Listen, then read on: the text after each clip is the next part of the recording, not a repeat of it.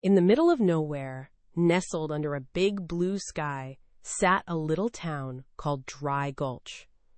It wasn't fancy, just dusty roads and houses that had seen many sunny days. Most people knew everyone else, and life moved at a slow, friendly pace. In this quiet place lived a young person named Alex. Alex wasn't big or loud, but their heart was full of sunshine, and their hands were always busy. Alex loved to make things, especially from old bits and pieces. More than anything, Alex loved to race. Not with a fancy, store-bought car. Oh no, Alex's race cart was a wonder of imagination. It had a rusty engine from an old lawnmower, wheels from forgotten bicycles, and a seat that was once a bucket. It wasn't fast like lightning, but it was Alex's creation, built with care and a whole lot of elbow grease. Every afternoon, after finishing chores, Alex would zip around the dusty track behind their house, the cart sputtering and rattling, but always bringing a wide smile to Alex's face. The townsfolk would often peek out their windows, chuckling fondly at the sight of Alex and their trusty, homemade speed machine. One sweltering afternoon, as Alex was giving the cart a fresh coat of mud splatter camouflage, a dusty old truck rumbled into Dry Gulch. It wasn't just any truck. It was the delivery truck from the big city, and it brought more than just groceries. It brought news. A colorful poster was tacked onto the general store's bulletin board, catching everyone's eye. "Grand Prix of the Golden Valley," the poster blared in bold letters. "Huge prize money! The fastest cart wins!" Everyone gathered around, their whispers growing louder. This wasn't just a local derby. This was a major race, held once every 10 years, with a prize big enough to fix up half the town. But as people read closer, their excitement faded. The rule stated, only high-performance, custom-built racing machines allowed. That meant shiny, expensive carts, made by fancy engineers, not humble, homemade creations like Alex's. A sigh went through the crowd. "Looks like only the rich kids from the big towns will get to race," old Mr. Henderson grumbled, shaking his head. Alex felt a little tug in their stomach. Their rusty, beloved cart suddenly seemed very small and out of place compared to the gleaming machines pictured on the poster. Could a cart made from scrap metal ever stand a chance against those polished beasts? The dream of racing in the Grand Prix seemed to drift away like dust in the wind. Just as the Grand Prix dream seemed to fade for Alex and the townsfolk, another rumble stirred the dust in Dry Gulch. This time, it wasn't a delivery truck, but a sleek, black car, long and shiny, pulling a trailer even shinier. Out stepped a boy about Alex's age, with perfectly combed hair and a smirk that seemed glued to his face. This was Max, and he looked like he'd never seen a speck of dust in his life. Behind him, on the trailer, sat a cart that gleamed like a superhero. Max, with his slick hair and fancy clothes, looked around Dry Gulch with a sneer. His eyes landed on Alex's beloved, humble cart, parked proudly by the dusty track. A loud laugh burst from Max's lips. "Is that a pile of junk or a race cart?" he scoffed, pointing a finger at Alex's creation. "It looks like it's made from trash." Alex's cheeks grew warm, but they stood tall. "It's a cart I built myself," Alex said softly, trying to sound brave. Max just laughed harder. "Built it yourself? Oh, that's rich." "No, wait, I'm rich. That's why sis my cart will win the Grand Prix, and your little toy will just fall apart. You don't have enough money for a real racing machine, so you have no chance. Only the best, most expensive carts win big races. Everyone knows that." He puffed out his chest, looking down at Alex as if Alex were a speck of dust. The townsfolk who had gathered watched, their faces growing sad and a little angry. Max's words stung, not just Alex, but everyone who knew how much heart and effort Alex put into their cart. It was clear Max thought money was the only thing that mattered. Max's harsh words hung in the dusty air like a bad smell. Alex felt a knot tighten in their stomach, and their eyes stung a little. It wasn't fair. They had poured so much love and effort into their cart. Was it true that only money could buy a dream? Alex walked away from the staring townsfolk, past Max's gleaming cart, and sat down by their own humble machine, running a hand over its rough, patched-up frame. A tear rolled down their cheek. Then, a quiet voice echoed in Alex's mind, a voice full of warmth and wisdom. It was Grandpa Joe's voice. "Son or daughter," he used to say, "it's not what you start with that matters, but what you put into it. A strong heart and steady hands can build anything. And believing in yourself, that's the strongest engine of all." Grandpa Joe had always believed in Alex, no matter what. Alex wiped away the tear. Grandpa Joe was right. Max might have money and a fancy cart, but he didn't have heart. He didn't have the hours of joyful work, the clever fixes, or the quiet belief that Alex carried inside. A small spark ignited in Alex's chest. Maybe Max was wrong.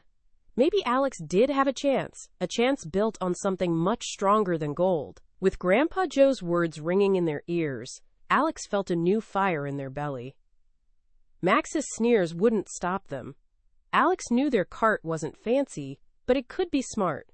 They gathered their closest friends, Lily, who was great with numbers, and Tom, who could fix anything with a piece of string and a prayer. Together, they set to work. Days turned into nights under the warm glow of a single light bulb. They studied every inch of the cart. "If we can't buy speed, we'll build cleverness," Alex declared. Lily drew diagrams, figuring out how to make the wheels turn smoother. Tom used old leather straps to make the steering tighter, and added a small, hand-carved wooden spoiler to the back for better balance. They even used shiny tin cans, flattened out, to make the cart lighter and a bit more slippery in the wind. The engine, old as it was, got a careful cleaning and tuning. They experimented with different fuels, even trying a special mix of old cooking oil and a splash of soda pop, just for fun. Each small change wasn't about spending money, it was about using their brains and their hands.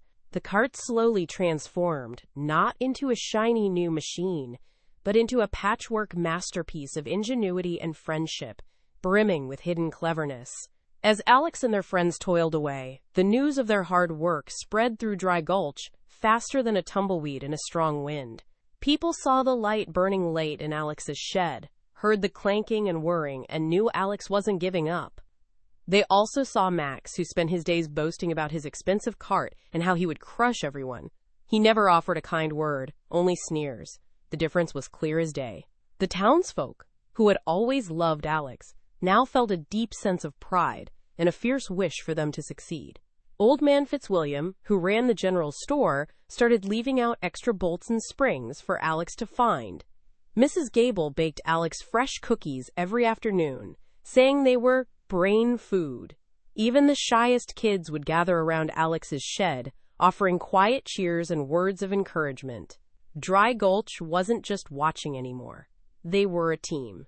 They saw Alex's honest sweat and Max's hollow arrogance. Their cheers weren't just for a cart. They were for kindness, hard work, and the belief that a good heart could outshine a shiny new toy. Everyone in Dry Gulch wanted Alex to win, not just for the prize, but to show Max that money wasn't everything. Finally, the big day arrived. The air buzzed with excitement, and people streamed into the Golden Valley racing grounds from all over. The track was wide and winding, ready for the Grand Prix. Carts of every color and design gleamed under the morning sun, but none shone brighter than Max's. His cart was a marvel of engineering, sleek and powerful, with a roaring engine that echoed across the valley. Max, dressed in a spotless racing suit, strutted around his cart, waving to the crowd with a wide, confident smile. He revved his engine loudly, making sure everyone heard its mighty growl. He looked at the other racers, especially Alex, with a dismissive glance. In his mind, the race was already won. He had the best cart, the most money, and in his eyes, that made him the best. He leaned over to a reporter. "This race is just a formality. My cart is unbeatable. The others are just here for show." He winked, clearly enjoying the attention. Alex, meanwhile, stood quietly beside their humble, patched-up cart, its tin can panels glinting softly. The Dry Gulch crowd, a sea of familiar, hopeful faces, cheered louder for Alex than for anyone else. Alex took a deep breath, feeling the warmth of their support. Max might be showing off, but Alex had something more important, the heart of a champion and the belief of a whole town. The starter's flag dropped and a roar erupted from the crowd. Engines screamed and carts shot forward in a blur of color and speed. Max's gleaming machine, with its powerful engine, leaped ahead almost instantly, leaving a cloud of dust in its wake. He took the first turn wide, showing off his speed and already putting a good distance between himself and the other racers. Alex's cart, with its trusty lawnmower engine, chugged to life a little slower.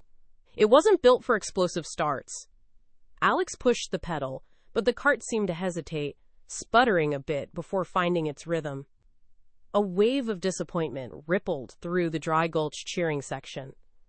Max was already a good way down the track, a tiny, arrogant speck in the distance. Alex was stuck in the middle of the pack, fighting to keep up with the other racers, their homemade cart rattling and shaking more than the others. The first few laps were tough.